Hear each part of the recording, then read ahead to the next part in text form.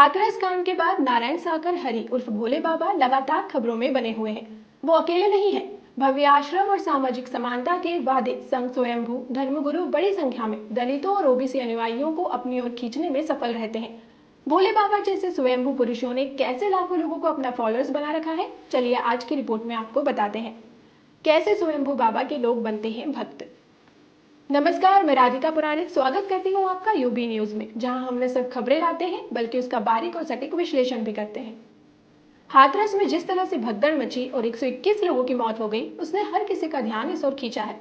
इस घटना से पहले शहरी इलाकों में बहुत कम लोगों ने भोले बाबा के बारे में सुना होगा। इस घटना ने शायद उन्हें सोचने पर मजबूर कर दिया होगा कि आखिर इतने सारे लोग उनके आश्रम में क्यों आते हैं। लोगों की मंशा यही रहती होगी कि उनके पैरों से छुई हुई मिट्टी या उनके सत्संगों में बांटे गए पवित्र जल को प्राप्त कर सके। लेकिन नारायण हरि साकार उर्फ भोले बाबा की तरह कई स्वयंभू बाबाओं ने भारी संख्या में अनुयायियों को जुटा रखा है, जो उन्हें आलीशान स्विमिंग पूल और हरी भरी जगहों के साथ विशाल आश्रम बनाने में सक्षम बनाता है। इन्हें दर्जनों वॉलेंटियर्स के साथ एसयूवी में घुमाया जाता है और अक्सर राजनेताओं, फिल्मी सितारों और अन्य मशहूर हस्तियों का संरक्षण प्राप्त होता है। पर अब सवाल यह है कि स्वयंभू बाबाओं की इतनी लोकप्रियता क्यों है।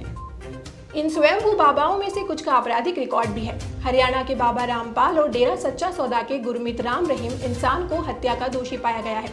वहीं आसाराम को बलात्कार और गलत तरीके से कारावास में रखने का दोषी पाया गया है। इसके बावजूद लाखों भारतीयों को उन पर आंख मूंदकर भरोसा क्यों है। इनमें से अधिकांश तथाकथित बाबा स्वयं विनम्र पृष्ठभूमि से हैं। भोले बाबा एक दलित है और उनकी ज्यादा पहुंच सामाजिक और आर्थिक रूप से वंचित लोगों में है।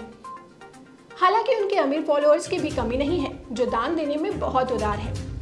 अवधेश माहेश्वरी, जो खुद को साकार का सेवक कहते हैं, उन्होंने TOI को बताया कि हालांकि उनके फॉलोअर्स देश भर से आते हैं, लेकिन वे मुख्य रूप से निम्न मध्यम वर्ग से हैं। भोले बाबा ने जातीय बंधनों और कलंक की जगह आइडिया ऑफ सोसाइटी का समर्थन करके एक बहुत बड़े दलित समुदाय पर अपना प्रभाव जमाया। सामान्य पृष्ठभूमि वाले एक अन्य गुरु रामपाल, जो सोनीपत के एक किसान के बेटे हैं, सिंचाई विभाग में इंजीनियर थे। इसके बाद उन्होंने कबीर से प्रेरणा ली और संत बन गए। इसी तरह पंजाब और हरियाणा में फैले डेराओं में हर जाति के अनुयायी हैं, लेकिन उनमें से ज्यादातर दलित और ओबीसी हैं। भूमिहीन और गरीबों के लिए डेरे सामाजिक समानता और सम्मान का वादा करते हैं। सिरसा स्थित डेरा सच्चा सौदा के प्रमुख गुरमीत राम रहीम सिंह को जेल की सजा भी दलित सिक्कों के बीच उनकी लोकप्रियता को कम नहीं कर सकी।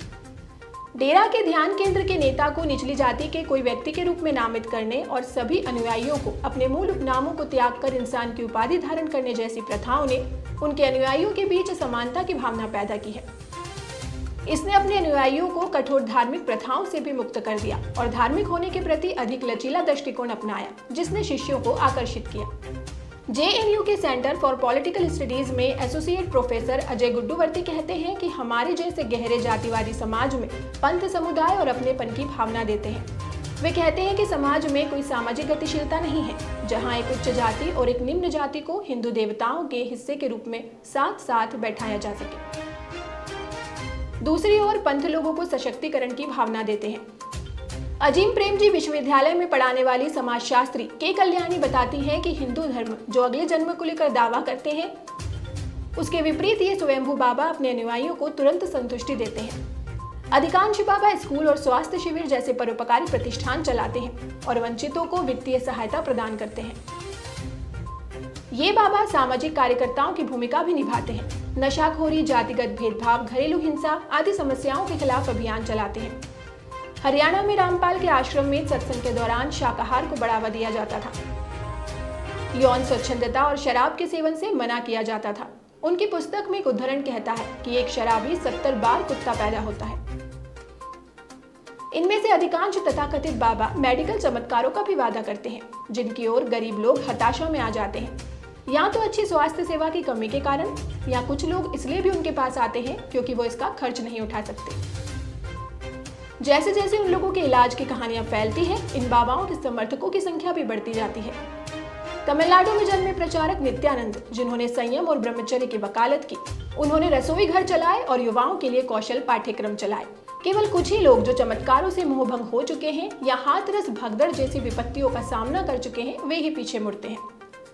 पिछले 41 वर्षों से महाराष्ट्र में अंधविश्वास विरोधी आंदोलन का नेतृत्व कर रहे तर्कवादी श्याम मीना का कहना है कि ज्यादातर लोग इस विचार के साथ बड़े होते हैं कि आध्यात्मिक रूप से दिमाग वाले खुद भगवान जैसे हो जाते हैं। वे कहते हैं कि एक मिथ बनाया गया है कि ऐसा व्यक्ति चमत्कार कर सकता है, वो किसी के भी भविष्य को जान सकता है और स्वास्थ्य संबंधी बीमारियों को ठीक कर सकता है। इस अंधविश्वास का शिक्षा, पैसे या व्यक्तिगत विशेष अधिकार से कोई लेना देना नहीं है। तर्कहीनता की यह कमी अमीरों को उतनी ही जकड़ लेती है जितनी गरीबों को। तो यह थी हमारी आज की एक खास रिपोर्ट। आपको यह कैसी लगी, अपने विचार हमसे जरूर साझा करें। वीडियो को लाइक और शेयर करें। यूबी न्यूज़ आपके लिए लाता रहेगा देश विदेश से जुड़ी ऐसी ही खबरें। तब तक के लिए धन्यवाद।